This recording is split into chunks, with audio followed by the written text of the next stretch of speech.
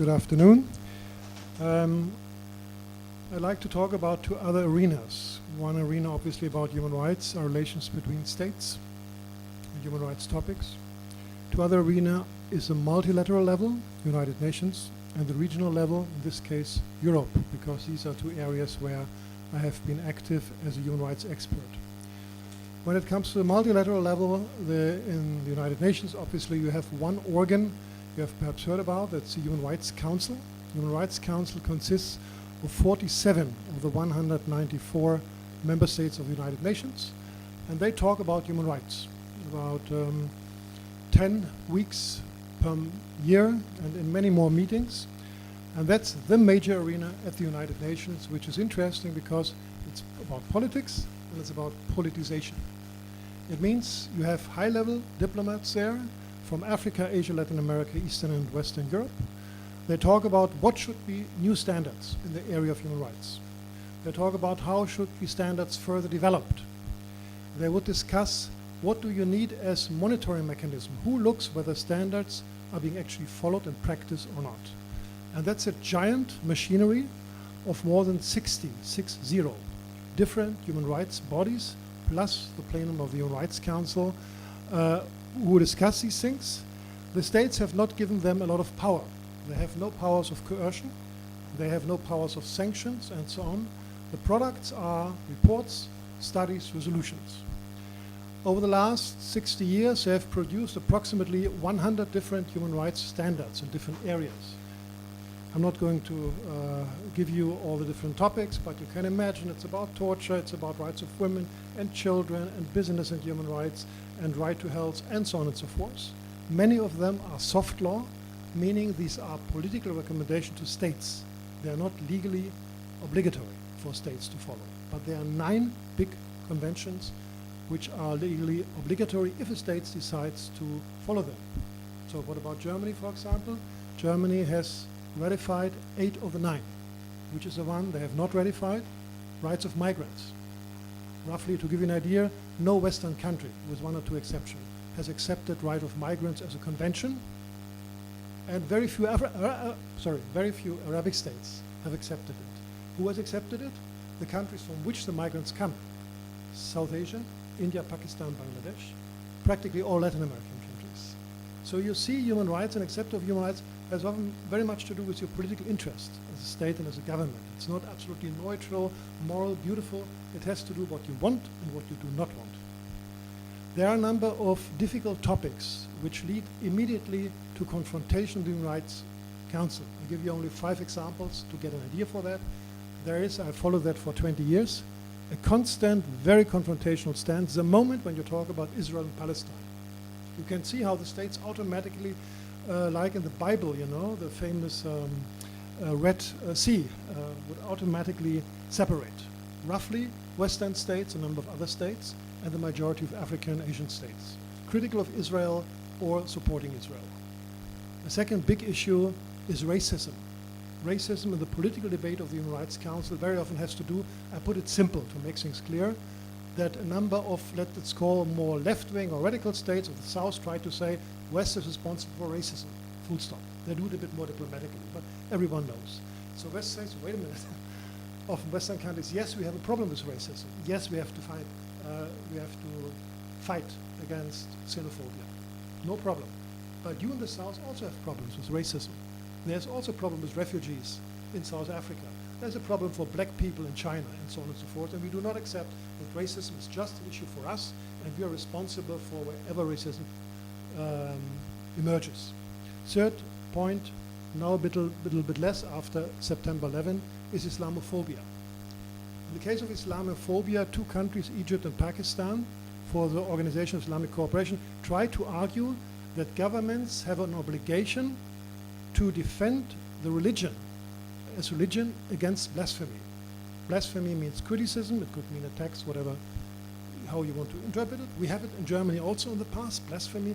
Blasphemy means you ridicule the state, you ridicule a religion, or the prophet, or God, you know? And some people feel, oh, I feel hurt.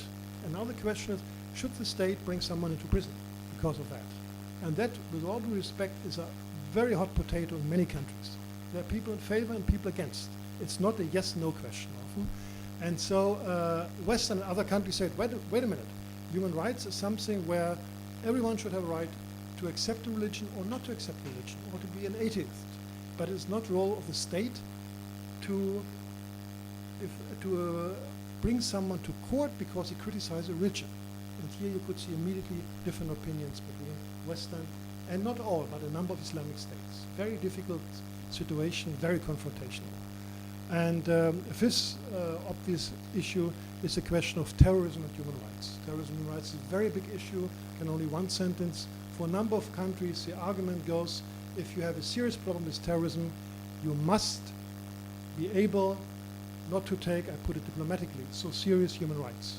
You must fight terrorist groups with whatever you have, and if there are cases of torture or targeted killings, you kill a person on suspicion, that's what you have to do.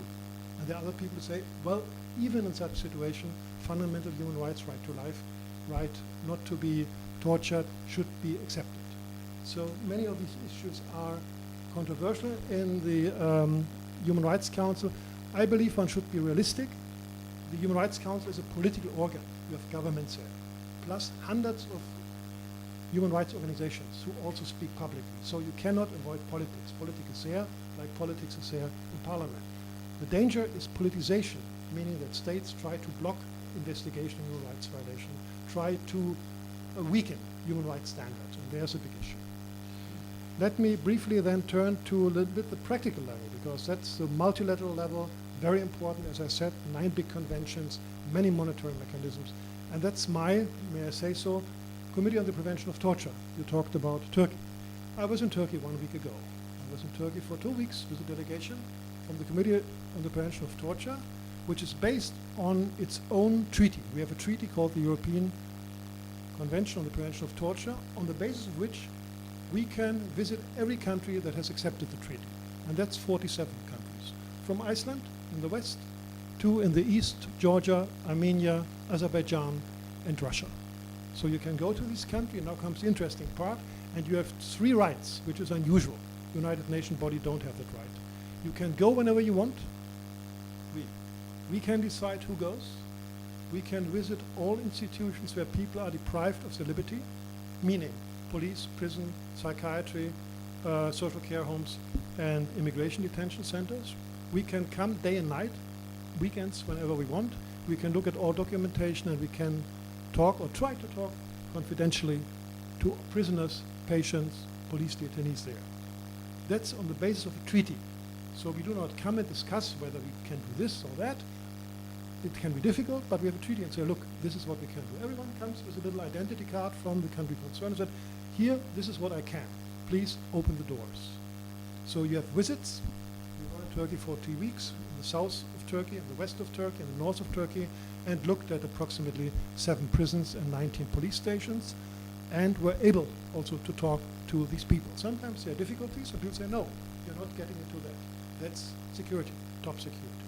What can we do? We try to argue, diplomatic, cultural diplomacy, and if it doesn't work, we have liaison officers in the relevant ministry and say, look, we can call on the Ministry of Interior so that they tell you, the head of the police station, that we can enter.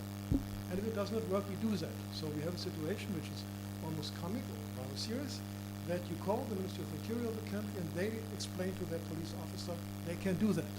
And that's understandable, because it's by no way something which is normal. If you try to enter here a police station in Germany, in Berlin, try it, good luck. You cannot do that. And if you say, I'm coming from an international organization, they will laugh at you, and if you have bad luck, they will detain you, because you somehow presenting an obstacle for their work. So you need something like a convention, you need a type of special identity, and you need someone in the ministry, Interior, Justice, Health, for psychiatry, Social Affairs, for social care homes, to be able to tell the people. Does it work? It works, I would say, roughly, I do this 12 years now, almost 12 years, in 90% of the cases, everywhere. United Kingdom, Russia, Turkey, usually doors get open. If they don't get open, okay, then what you do in the report, you write a report later, you say, cooperation was generally good, but there were obstacles, and this is what happened. Reports, now comes the difficult part, can be published when the government accepts them to be published. That's what the states want. States want to be protected. against criticism. Does it work? Yes. In more than 90% of all reports were published, but we have difficulties. And that you can find on our website. You'll see 3 states where a number of reports have not been published. Russia, roughly 25 visits, 4 reports published. 21 reports not published. Azerbaijan, about 9 visits, 3 reports published, 4, 5 not published. And a new situation, Turkey.